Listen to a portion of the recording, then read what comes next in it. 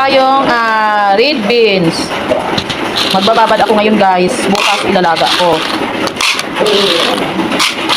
Babad natin ang magdamag para mabilis lumambot.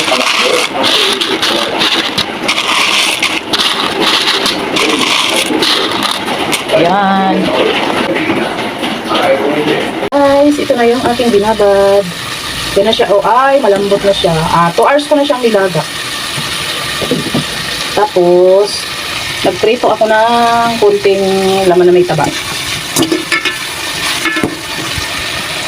Yan ang isasahog ko. Pero, meron akong, yung tira namin na crispy pata. Bahagya ko lang to guys na ipiprito. Para hindi lang madurog yung taba. Pag nilaga mo kasi ng diretso, madudurog yung taba pag sobrang laga. Kaya kunting prito lang. Kunting brown lang yan. Hanguin na natin yan. So guys, pwede na. Lilipat na natin. Tapos, idagdag natin ito. Tapos, takpan natin ulit. Ilaga ng matagal pa. Yan guys, sobrang lambot na yan yan. Lagyan ko na siya ng timpla. Siyempre, dahil Ilocano tayo. Ilocano, Bisaya pala ko guys. Yung asawa ko ay Ilocano.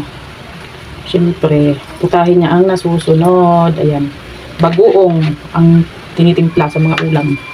Lagyan ko na rin ng konti lang. Tapos ilalaga natin ulit guys ng sobrang hina na lang yung apoy.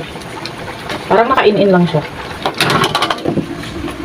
Yan, hayaan natin siyang mag-in-in hanggang masarap kasi kahit matutunaw na yung mga yung kidney beans.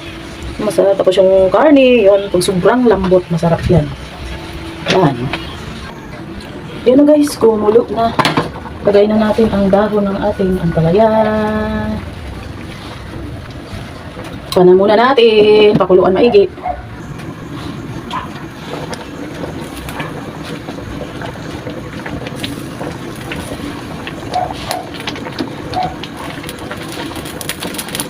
Kunting kulo pa.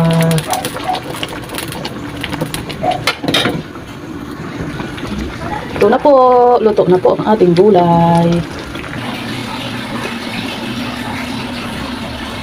Uy, ang sarap.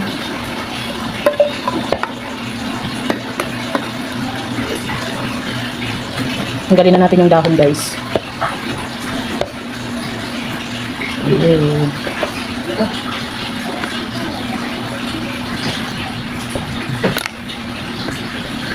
Ayan guys, kain na tayo.